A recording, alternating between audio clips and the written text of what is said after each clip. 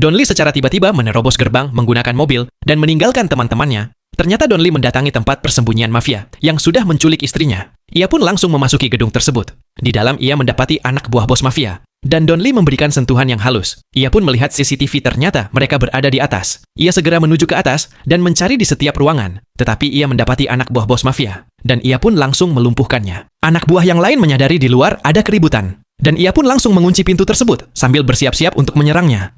Tetapi Don Lee menonjoknya di balik pintu sampai ia tersungkur. Ia pun langsung menyerang Don Lee sampai Don Lee kewalahan melawannya. Tetapi bukan Don Lee. Kalau kalah begitu saja, ia pun membantingnya, serta menonjok orang tersebut hingga pingsan. Di luar ia sudah ditunggu oleh beberapa anak buah bos mafia, Don Lee pun langsung menghabisi satu persatu. Walaupun ia terkena beberapa tusukan dari mereka, tangan kanan bos mafia pun datang, dan langsung mendorongnya hingga tersungkur. Karena tusukan sebelumnya, Don Lee pun kewalahan melawannya, sampai ia terjatuh beberapa kali, hingga akhirnya ia melakukan ini pada lawannya.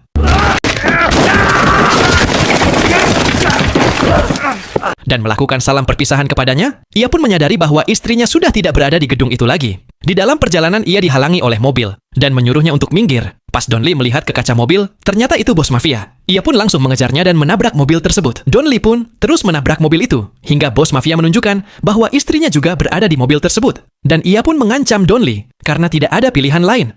Don Lee terus melakukan ini hingga akhirnya bos mafia pun turun dari mobilnya sambil membawa kapak dan menghampiri Don Lee untuk menyerangnya. Ia pun berusaha terus menyerang Don Lee. Hingga akhirnya Don Lee pun menariknya ke dalam mobil.